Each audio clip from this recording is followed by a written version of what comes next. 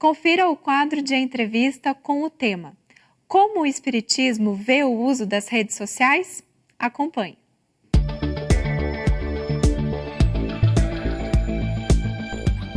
Olá, que bom que você está nos acompanhando uma vez mais no nosso bloco de entrevistas, o nosso bate-papo. E hoje nós temos uma convidada nova. Conosco hoje Maria da Graça Rossetti, que é psicóloga profissionalmente, frequenta o Centro Espírita Bibísfera, onde é uma das diretoras. Oi, Graça. Olá, Marcelo, tudo bem? Que bom que você atendeu o nosso convite. Isso. Hoje a Graça vem aqui atender um dos temas que foi pedido pela internet. Então você que quer que a gente aborde um determinado assunto, escreva para nós, contato@avidaemfoco.com.br e mande a sua sugestão de entrevista. Graça, o tema que chegou para nós pela internet foi sobre o uso das redes sociais. Como é que o Espiritismo pode ajudar a entender esse fenômeno e como é que a gente pode usar ele da melhor maneira possível? Acho que você pode começar falando um pouco para nós sobre como é que a internet vem mudar a nossa vida aqui. Isso. Nós sabemos que a internet é um dos instrumentos, né, do terceiro milênio, né? E ele veio realmente para revolucionar. Revolucionar tanto do lado positivo quanto do lado negativo, até que nós conseguimos realmente esse equilíbrio nessa relação entre nós, né? Entendi. Então, se ela pode ajudar tanto positivamente quanto prejudicar negativamente, quer dizer que ela em si não é boa nem ruim. Isso, ela é neutra, né? Ela traz a informação para nós hoje a nível real, né? Então, nós conseguimos acessar qualquer informação mundial, né, em tempo, né, naquele tempo assim real que nós estamos vivendo, né? Percebemos que a internet, ela é como se fosse uma via pública, onde nós temos essa relação com o outro sem nos conhecermos diretamente, né? Então nós precisamos tomar esse cuidado de sabermos realmente o que nós estamos acessando, né? Porque muitas vezes nós estamos acessando informações que desconhecemos, ou então ela pode ter um nível de consciência daquele que está projetando, programando aquela informação, muitas vezes distorcida da doutrina espírita ou dos direitos, da ética, né, em relação à vivência de cada um, né? Então, a internet veio universalizar muitos conhecimentos, né? Isso Hoje, mesmo. os alunos dizem, no Google tem toda a informação, né? Inclusive, muitos não querem ler livro mais porque o Google facilita, tem de tudo. Né? Mas você disse para mim também que a internet é como se fosse um ponto de encontro, né? Uma via pública, onde há esse contato também entre pessoas. Isso é uma coisa relativamente recente, né? Porque até alguns anos atrás, esse contato era limitado àqueles chats, né? Que um escrevia diretamente para o outro, ou blogs, onde podia haver uma certa interação. Mas como é que a gente vê, então, as redes sociais nessas relações humanas e tudo? Como é que você... O que nós percebemos, né? As redes sociais aproximam o ser humano, né? Quando realmente a intenção é de aproximar, né? Nós percebemos aí na rede social, até tem um caso de um menino que eu conheci, né? Ele tinha 10 anos de idade, estudava no colégio e ele estava totalmente isolado dos colegas. Ele não conseguia interagir e ele tinha sofrimento. E à medida que ele foi acessando a rede social, eles formaram ali uma rede entre os coleguinhas, entre os alunos. E ele pôde se expressar, ele conseguiu conversar e durante as férias ele se aproximou através da rede social. Quando ele voltou ao colégio, ele conseguiu se integrar com as crianças.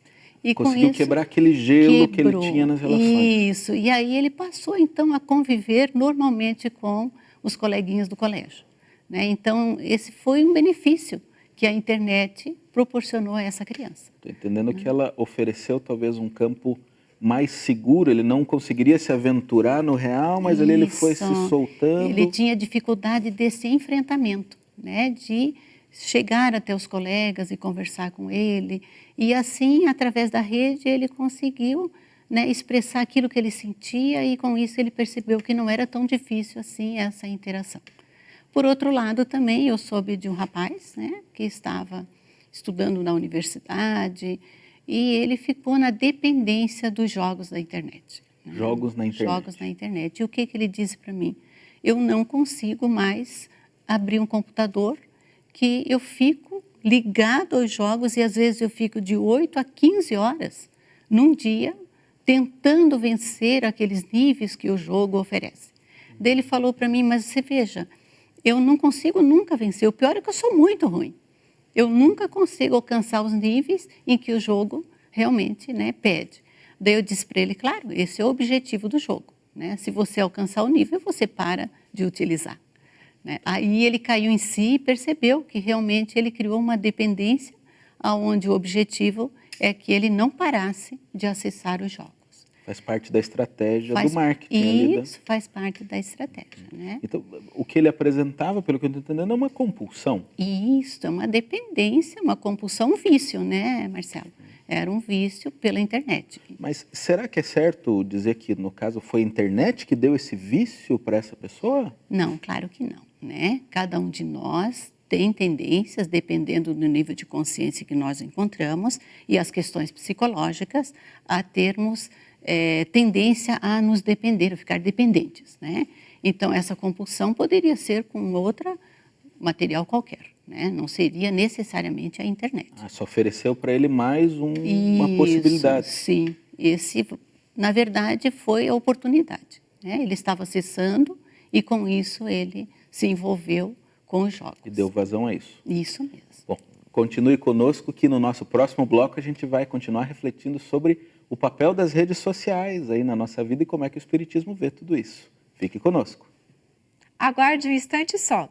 Vamos para um breve intervalo e logo voltaremos com a segunda parte da entrevista. Não saia daí.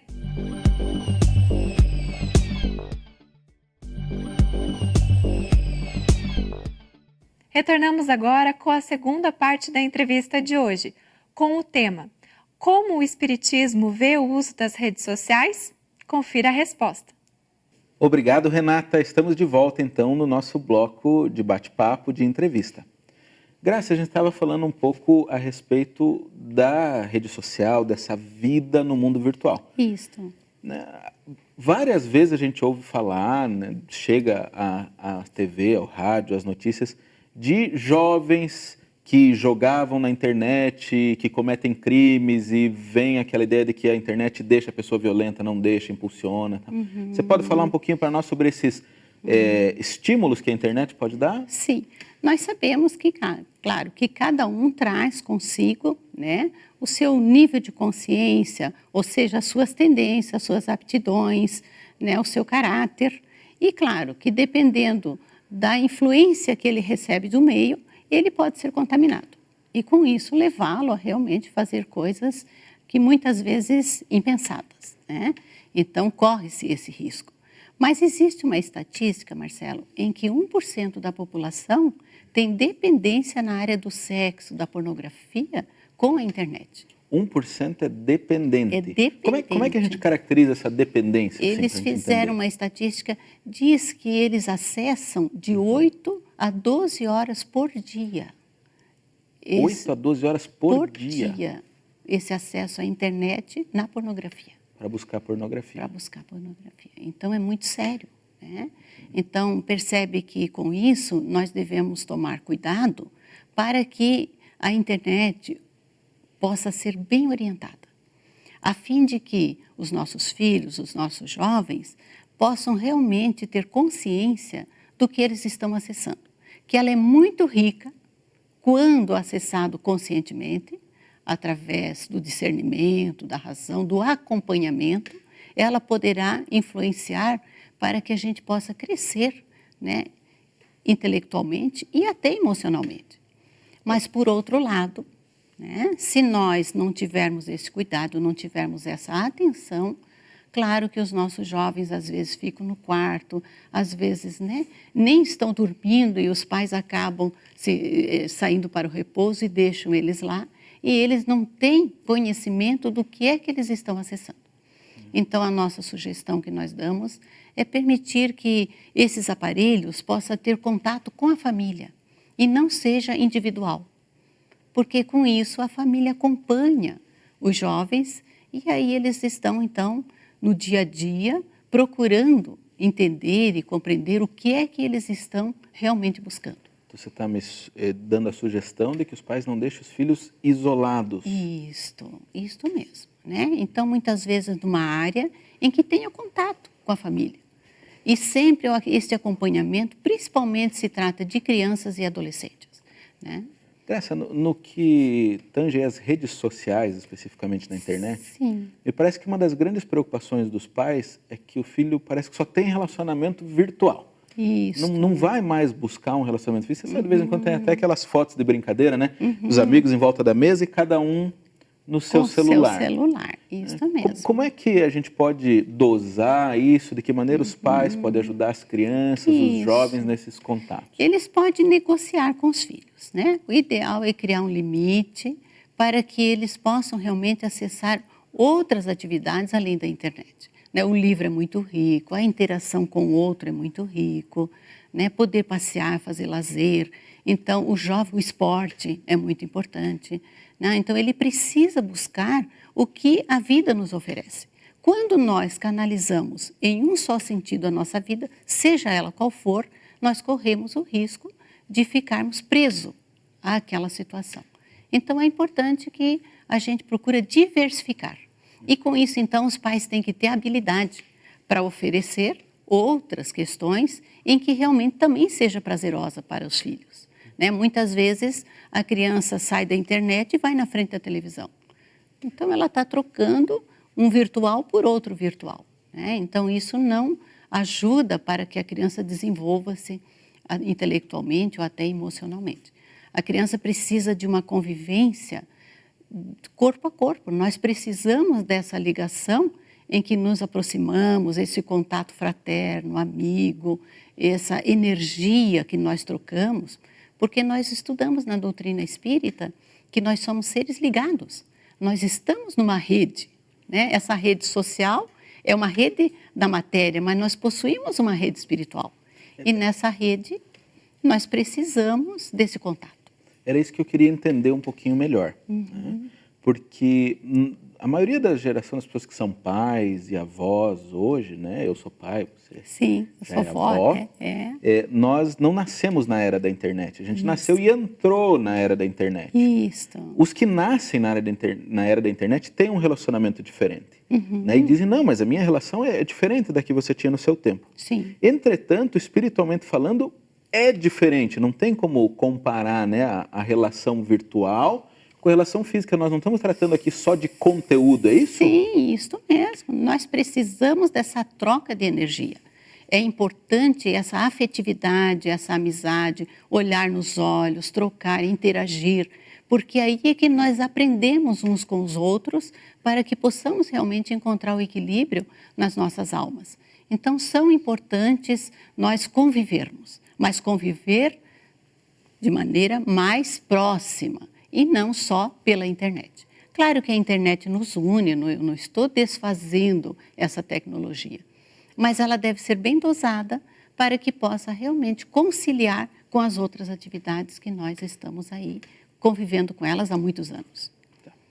A gente tem que tomar todo o cuidado de não também vilanizar, né, as redes sociais. Mas eu vi um estudo recentemente que quanto mais horas uma pessoa passa na rede social, maior a chance dela apresentar sintomas de depressão. Então, eles viram essa relação direta. Quem passa mais horas numa rede social tem mais chance de ter depressão. Você consegue desenvolver um pouquinho para nós essa relação? Isso, o que ocorre? Por mais que ela esteja interagindo, ela está sozinha. E ela fica mais no mundo virtual do que no mundo real. Então, percebe, com isso, ela não tem essa troca direta para que possa realmente conseguir essa energia da relação. Então, o fato de nós nos isolarmos já é uma possibilidade, já é uma característica da depressão. Aonde eu digo, eu não quero viver com o outro. A depressão nos diz isso. Eu não quero interagir, eu não quero viver essa vida.